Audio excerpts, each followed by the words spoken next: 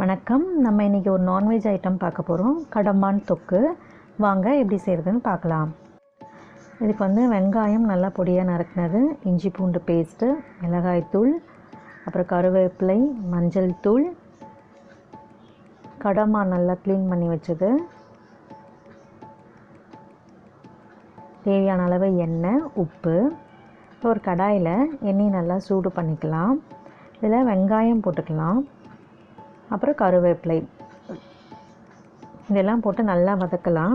நம்ம இஞ்சி பூண்டு பேஸ்ட்லேயே கொஞ்சம் சோம்பு போட்டு அரைச்சிட்டதுனால நம்ம இதில் தாளிக்கிறதுக்கு எதுவும் போட வேண்டாம், அப்படியே போட்டால் போதும். இப்போ வெங்காயம் நல்லா வதங்கணும்.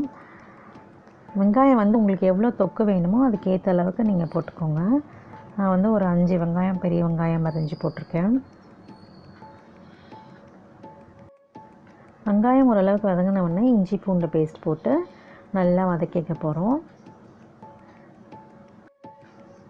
இப்போ இதை நல்லா வதங்கட்டும்.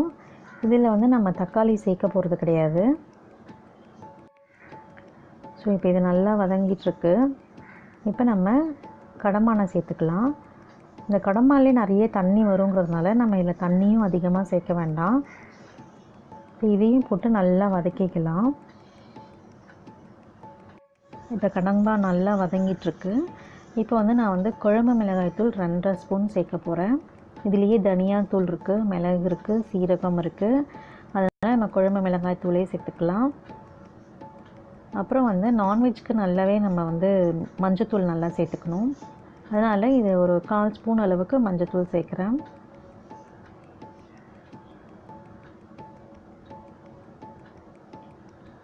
இப்போ தேவையான அளவு உப்பு சேர்த்து நல்லா வதக்கிக்கலாம். இப்போ தண்ணியே விடலாம். நம்ம கடம்பான்லேருந்து எவ்வளோ தண்ணி வருதுன்னு பாருங்கள். இப்போ தேவையான அளவு உப்பு சேர்த்துட்டு நல்லா கிளறி விட்டுக்கலாம். இதுக்கு நம்ம அந்த சூட்டில் வேக வேக என்ன ஆகும்னா தண்ணி நிறைய விடும். அதனால் நம்ம தண்ணி நிறைய சேர்க்கணும்னு அவசியம் இல்லை, கொஞ்சமாக விட்டாலே போதும்.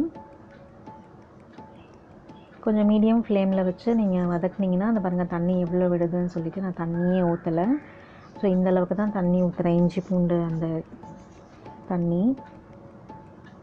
ஸோ இதை நல்லா ஒரு மூடி போட்டு நல்லா ஒரு 1/4 மணி நேரம் இப்போ கடம்பான் நல்லா வெந்துட்டுருக்கு. நம்ம தண்ணியே விடாமல் எவ்வளோ தண்ணி இருக்குது பாருங்கள் அதில். ஸோ இது நல்லா வெந்து நல்லா நம்ம சுருட்டிட்டோம்னா சரியாக போச்சு, கடம்பான் தொக்கு ரெடி ஆகிடும். ஸோ இதில் நம்ம தக்காளி சேர்க்கலை.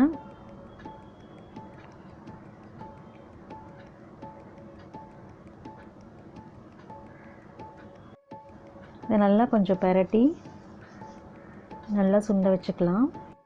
ஸோ நம்ம கடம்பான் தொக்கு ஆல்மோஸ்ட் ரெடி ஆகிடுச்சு. ஸோ இது இன்னும் கொஞ்சம் நேரம் சுருட்டிட்டோம்னா நமக்கு கடம்பான் தொக்கு ரெடி ஆகிடும். இப்போ நம்ம கடம்பான் தொக்கு ரெடி ஆகிடுச்சு. நம்ம இதை ஒரு பவுலில் ட்ரான்ஸ்ஃபர் பண்ணிக்கலாம். ஸோ சூப்பரான கடம்பான் தொக்கு ரெடி ஆகிடுச்சு. இப்போ சூப்பரான கடம்பான் தொக்கு ரெடி ஆகிடுச்சு. நம்ம மேலே கொத்தமல்லி தலையை தூவிட்டோம். இதை நம்ம சர்வ் பண்ணிடலாம். ஸோ நீங்களும் இந்த மாதிரி செஞ்சுட்டு எனக்கு எப்படி இருக்குன்னு கமெண்ட் பண்ணுங்கள். நன்றி.